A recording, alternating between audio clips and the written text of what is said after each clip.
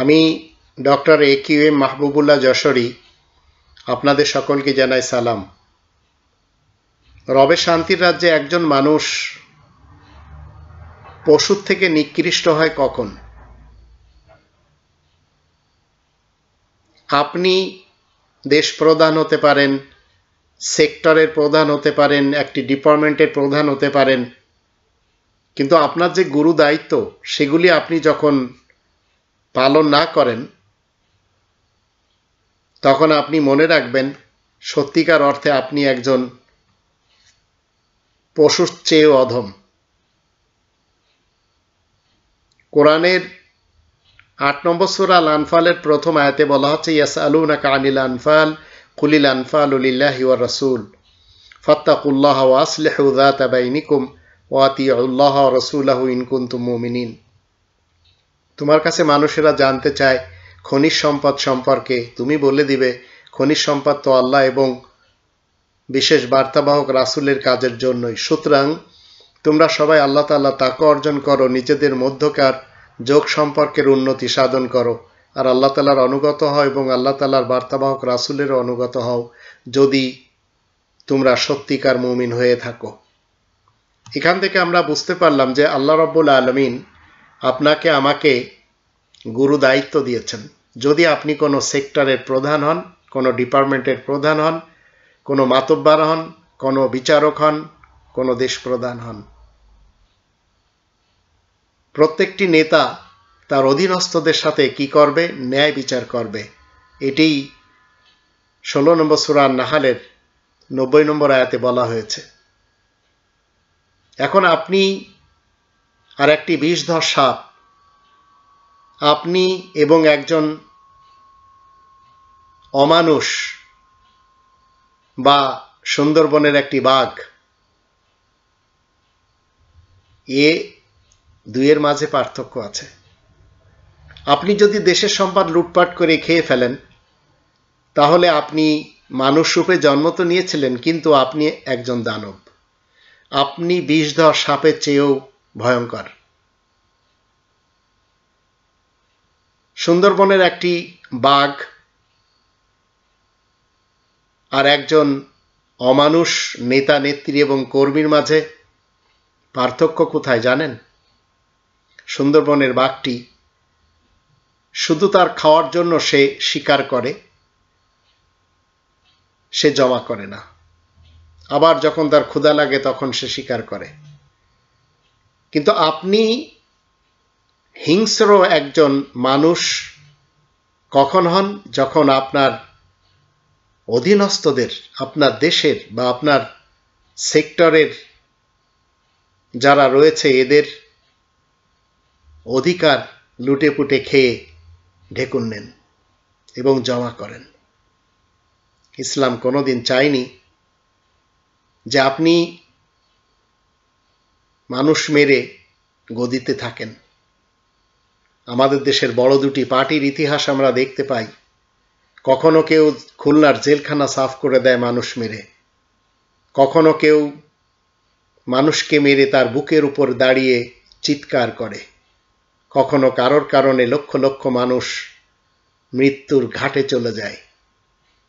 আবার আমাদের দেশে বড় বড় যে ম্যাসাকারগুলি হয়েছে, ইনোসেন্ট পিপল যেভাবে কিল হয়েছে, গ্রেনেড হামলা বলেন, 63টি জেলাতে বোমা বিস্ফোরণ বলেন, 7 মার্ডার বলেন, হলি আর্টিজেনের ঘটনা বলেন, পিলখানা, শাপলা চত্বর, এগুলি মানুষ দেখেছে। এরশাদের যুগে ঢাকা ইউনিভার্সিটিতে, আবার জিয়াউর রহমানের যুগে, শেখ মুজিবুর রহমানের যুগে যে সমস্ত মানুষ মারা হয়েছে ক্ষমতায় টিকে থাকার জন্য অথবা নিজের কর্তৃত্বকে টিকানোর জন্য, কোরআন 2 নম্বর সূরা আল বাকারার 84-85 আয়াত দুটিতে বলে মানুষ মারা যাবে না। আপনার আমার এলাকাতে মসজিদের ইমাম যখন আরবের কোনো বিশেষ ব্যক্তির নামে বলে সেই লোকটি 23 বছরে 57টি যুদ্ধ করেছে, তখন মনে রাখবেন এই মৌলবীটা কোরআন বিরোধী। যখন আবু তহা, মোহাম্মদ আদনানের মতো অথবা কাজী ইব্রাহিমের মতো কেউ কিংবা হুসাইন মোহাম্মদ সেলিমের মতো কেউ বলবে যে ইমাম মেহেদী আসছে, গজওয়ায়ে হিন্দ হবে, অথবা আমি রবের পক্ষ থেকে দাঁড়িয়েছি, মনে রাখবেন এরা সবাই শয়তান এবং ইবলিস।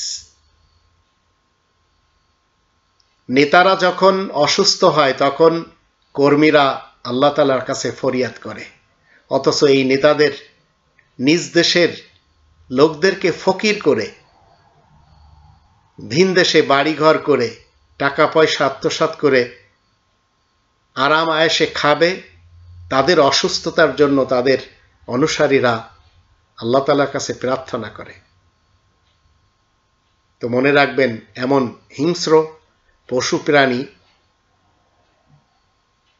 এদের থেকে ভালো যারা শিকার করে খেয়ে আবার যখন ক্ষুধা লাগে তখন শিকার করে, কিন্তু এরা কন্টিনিউ জাতির অর্থ আত্মসাৎ করে জাতিকে ক্ষুধার্ত রেখে জাতিকে অধিকার না দিয়ে বঞ্চিত রেখে, জাতিকে গরিব রেখে এবং নিজ দেশের খনিজ সম্পদের অর্থ জাতিকে বন্টন না করে দিয়ে সবাই হাজার হাজার লক্ষ লক্ষ কোটি টাকার দুর্নীতিতে চ্যাম্পিয়ন হয়েছে। আর সেই দেশটি সবচেয়ে স্মরণীয় দেশ হচ্ছে বাংলাদেশ, 5 দশকের বাংলাদেশ। আমাদের দেশের মানুষ পূর্ব পাকিস্তানের যুগে যারা ধনী ছিল এবং পূর্ব পাকিস্তান থেকে যখন দেশটি বাংলাদেশ হয় তারাই আজও ধনী। পূর্ব পাকিস্তানের যুগে যারা আমাদের দেশে দুর্নীতিবাজ ছিল তারাই আজও দুর্নীতি করে। কিছু লোক তাদের পা চাটার কারণে, তাদের জুতা পলিশ করার কারণে আমাদের দেশে বড়লোক হয়েছে, নইলে অতীতকাল থেকেই যারা বড়লোক ছিল, যারা দেশকে লুটেপুটে খেত, আজও তারাই, তাদের ফ্যামিলির লোকেরাই লুটেপুটে খাচ্ছে। কোরআন অধ্যয়ন করলে আপনি জানবেন এই পৃথিবীতে আপনি আমি কোটিপতি। পদ্মার ইলিশ আমরা খেতে পারি না, অথচ সেটি জাতীয় মাছ, কলকাতার বাজারে ঠিকই সস্তা পাওয়া যায়। আবার আমাদের দেশের খনিজ সম্পদ জাতির জনগণ পায় না। আল্লাহ তখনই আপনাকে আমাকে পর্যাপ্ত রুজি দিয়েছিলেন যখন আপনি আমি মায়ের পেটে ছিলাম। আমরা জগতে আসার সাথে সাথে মায়ের বুকের দুধ আল্লাহ তাআলা আমাদেরকে পান করিয়েছেন। আবার যখন আমরা বালেগ হলাম, আমাদের নিজেদের পায়ে দাঁড়াতে হবে, তখন আল্লাহ আমাদের জন্য দিয়ে রাখলেন খনিজ সম্পদ। কিন্তু আমরা সেগুলি কখনো পাইনি, এ জাতি কখনো পাবে না, কারণ এরা প্রতিবাদ করতে জানে না। এরা যারা লুটেপুটে খায় তাদের অসুস্থতার সময় আল্লাহ তাআলার কাছে প্রার্থনা করে তাদের সুস্থতার জন্য, দীর্ঘ আয়ুর জন্য। তো এই গোলাম সমাজ, এই দুর্নীতিবাজ নেতা নেত্রী এবং কর্মী সমাজ কখনো কোটিপতি হতে পারবে না। তবে চালাকি করে ঠিকই এদের দবিয়ে রেখে পদতলে পিষে কিছু সংখ্যক লোকেরা আজ কোটিপতি।